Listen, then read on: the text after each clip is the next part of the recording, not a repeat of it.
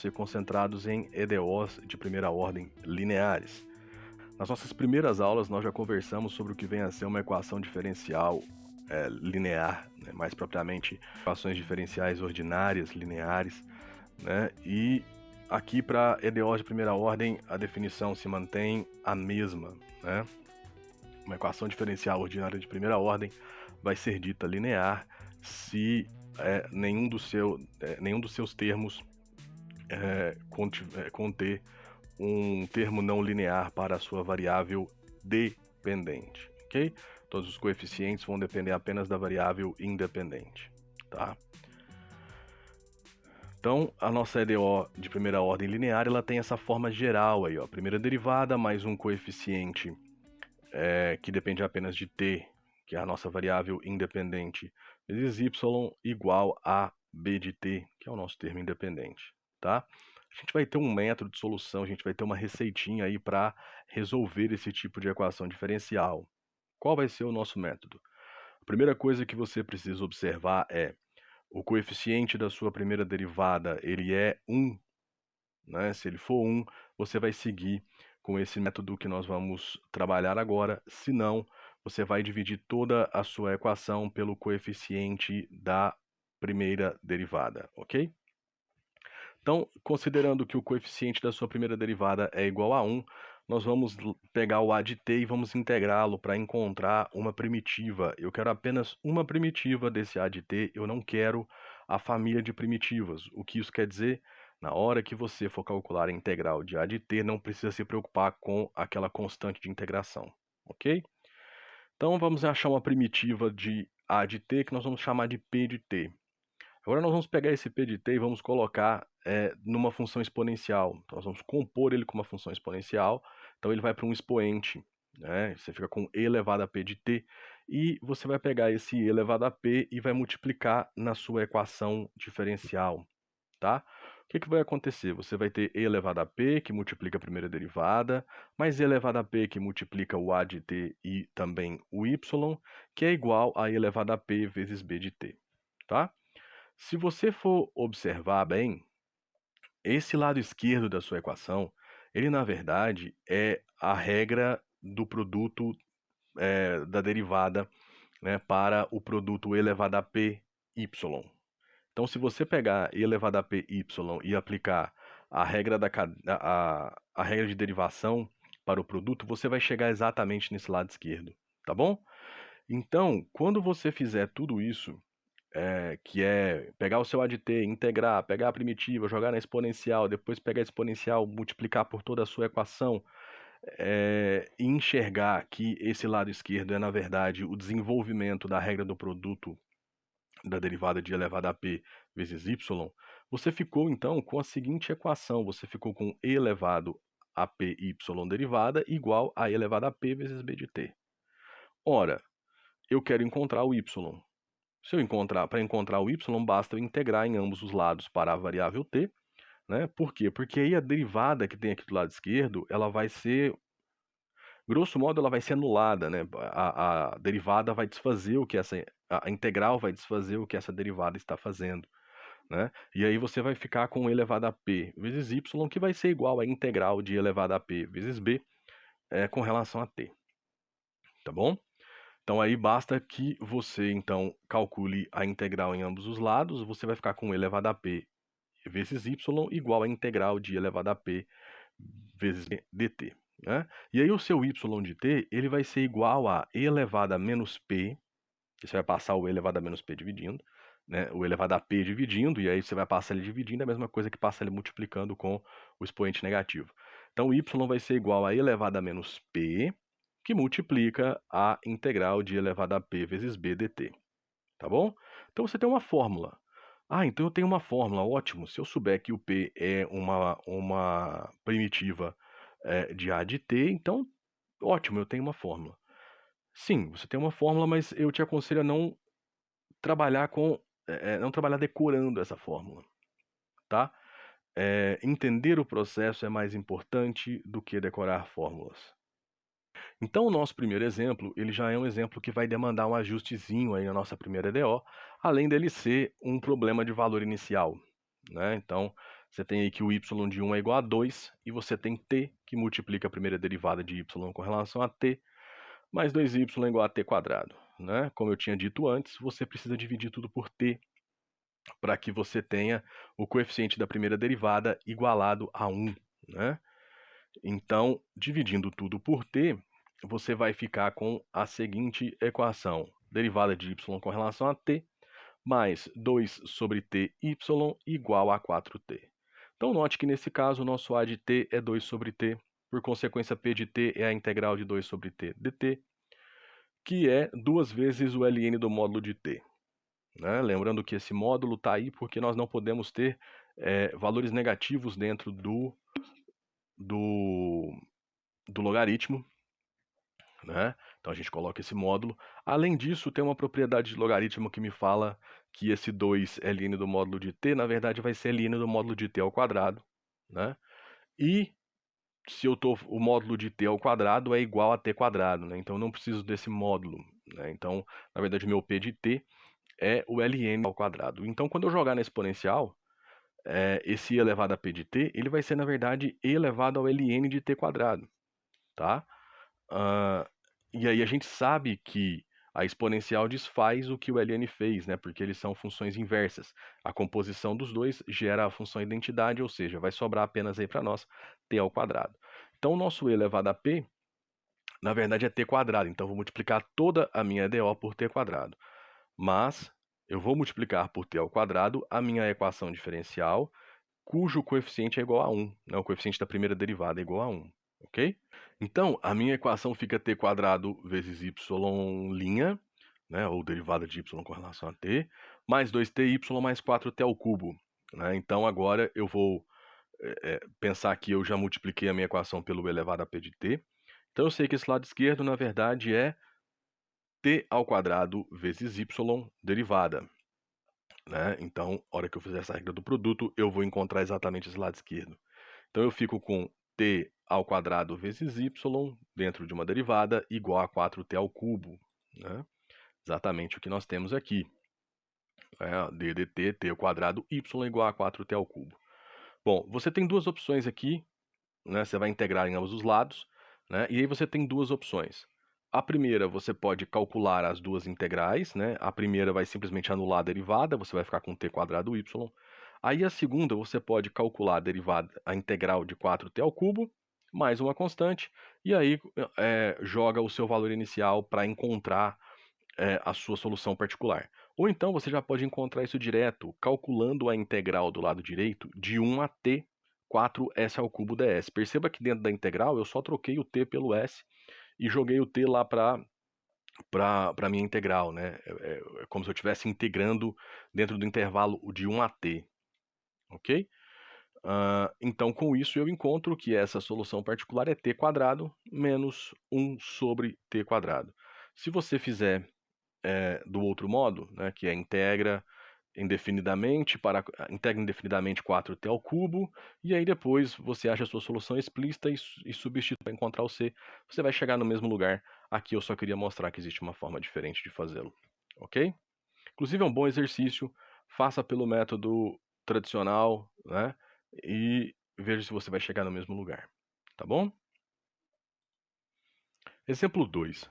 Esse segundo exemplo ele é bem interessante porque ele mostra como as variáveis dependente e independente elas têm uma dependência e uma dependência contínua, né? Elas têm uma correlação contínua, né? Aí, e você pode trabalhar elas como é que eu posso dizer? Como função inversa uma da outra, né? Você tem uma relação bionívoca entre as duas, tá? E isso tá relacionado lá com o teorema da existência e unicidade, tá ok? Se você pegar essa equação diferencial aí, ó, dy dx igual a 1 sobre x mais y quadrado, ela obviamente não é linear. Por quê? Porque eu tenho um termo y quadrado no denominador. Se eu passar esse x mais y quadrado multiplicando do outro lado, eu vou ter basicamente uma não linearidade ainda pior, que eu vou ter um y quadrado multiplicando a primeira derivada, né? Então, ela é não linear. Ela não é separável também, não é homogênea e não é exata, com relação, você tendo, obviamente, a variável y como a sua variável independente. Só que aí, o que nós vamos fazer? Nós vamos inverter as variáveis, tá? Então, em vez de a gente procurar uma função y que dependa de x, nós vamos procurar uma função x que dependa de y, né? E aí nós vamos usar aquela observação, né, que a gente fez quando a gente trabalhou com EDO separável, sobre a gente poder, entre aspas, encarar esse dy dx como um quociente, tá? Quando a gente conversou sobre EDO separável, a gente explicou isso em detalhes, o porquê que a gente pode ter esse olhar, né, ter essa abordagem, tá bom? Eu vou deixar linkado a aula aí para vocês e também o artigo do site dessa parte para que vocês relembrem, tá? Bom, então o que nós vamos fazer? Nós vamos inverter.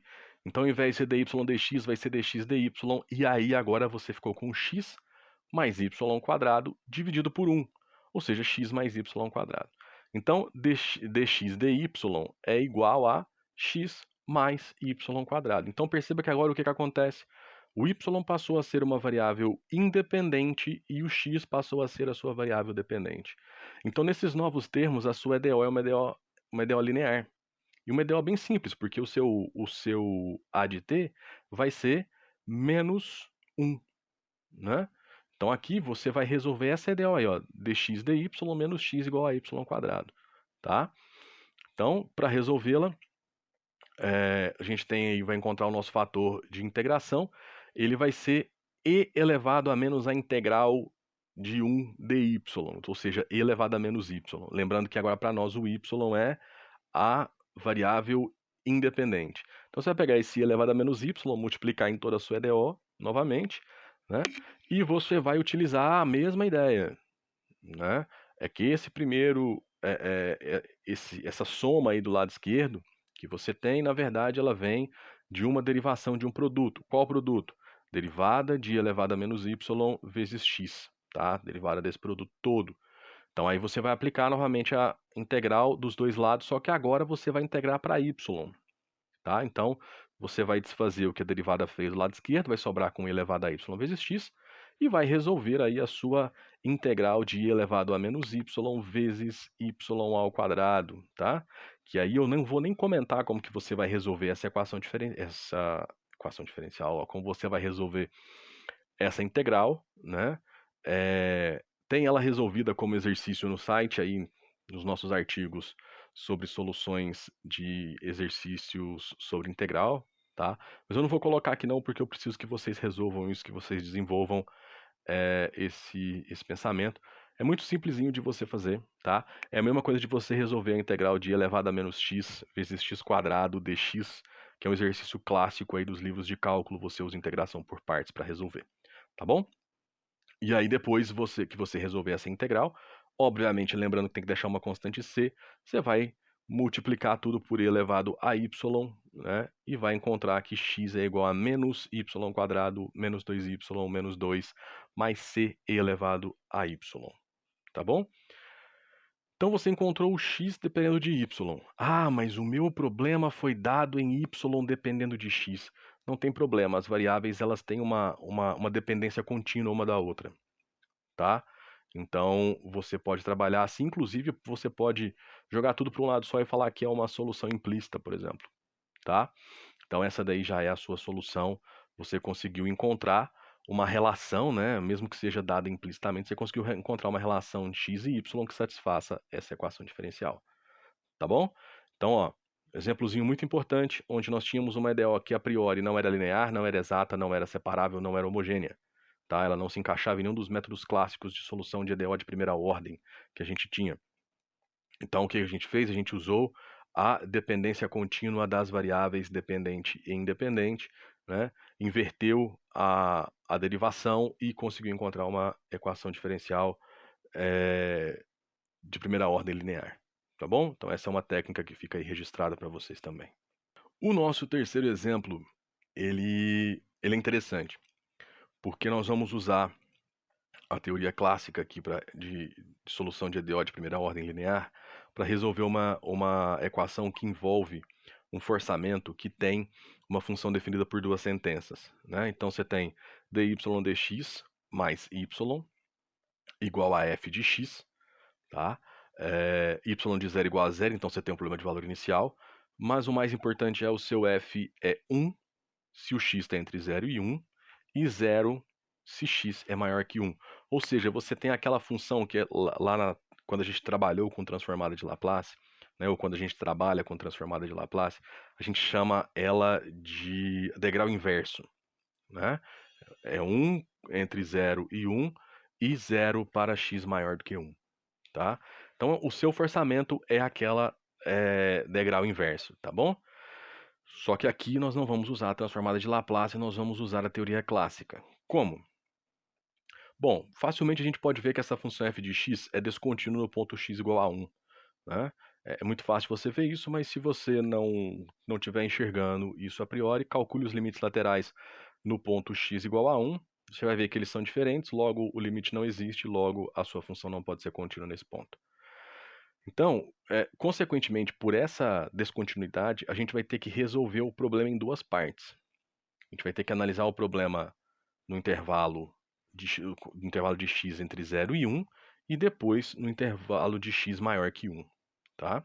Então, ó, para x entre 0 e 1, a gente tem o PVI dy dx mais y igual a 1, né? Y de 0 igual a 0, tá? Bom, aqui você tem duas opções. Você pode tratar essa equação como uma equação diferencial de primeira ordem linear, que é, né? Então, você tem lá o seu A de t é 1, então o seu P de t vai ser t, então você vai ter elevado a t, vai multiplicar elevado a t na sua equação inteira, enfim, né? Elevado a t não, elevado a x, né? A sua variável é x, desculpe. Então, vai multiplicar elevado a x na sua equação inteira, vai resolver, né? Vai ter lá uma constante que você vai usar a condição inicial de y de 0 ser igual a 0 para achar a constante, e no fim você vai achar que y de x é igual a 1 menos e elevado a x. Logicamente, essa é a solução da sua EDO no intervalo de x entre 0 e 1, ok? Existiria uma outra forma de fazer isso? Existiria. Você pode passar lá na sua equação dy dx mais y igual a 1, você poderia passar o y para o outro lado. Aí você ficaria com dy dx igual a 1 menos y.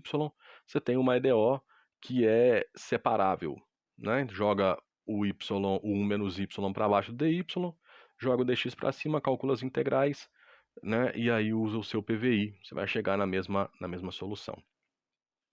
Você já conseguiu usar uma abordagem para ela ser uma EDO exata? Olha, pode ser, né? Pode ser que você consiga. Aí tem que investigar aí o seu m, que seria y menos 1, né? Você vai derivar ele para y. O seu n é 1, vai ser 0. Vamos ver se você consegue encontrar aí um fator integrante. Muito provavelmente você vai conseguir encontrá-lo, tá? Acredito que você vai encontrar um fator integrante para a variável y. Não tenho certeza. Estou fazendo aqui algumas conjecturas de contas feitas de cabeça. Não tenho certeza, tá? O mais importante é que em todos esses modos você chegaria na mesma solução, que é y igual a 1 menos e elevado a x. E para chegar nessa solução, eu encarei esse PVI dy dx mais y igual a 1 como uma EDO de primeira ordem linear, tá? Então, a primeira metade da solução é essa. Perceba que nessa primeira metade você não tem uma constante genérica. Aí você usa o PVI. Por que você usa o PVI nesse caso? Porque o t igual a 0, desculpa, o x igual a 0, ele está nesse intervalo de 0 a 1. Quando o x é maior do que 1, você não tem mais o t igual a 0, então essa condição inicial ela não vale, tá? Então por isso que a hora que a gente for trabalhar agora com a solução para x maior que 1, aí onde a nossa equação 0, que é o valor da nossa f para x maior que 1, eu não tenho mais um PVI. Aí agora eu já vou ter que arrumar uma solução geral, né? E aí você tem novamente as possibilidades de encarar ela como uma EDO linear, como uma EDO separável, e acredito que você vai conseguir também encontrar um fator integrante aí nesse caso para a sua variável y, tá? No caso, se você quiser encarar ela como uma EDO exata, né? Mas eu resolvi como se ela fosse uma EDO linear, tá? Até para encaixar no exemplo da nossa aula. E aí você consegue encontrar que é y igual a c elevado a menos x, tá bom?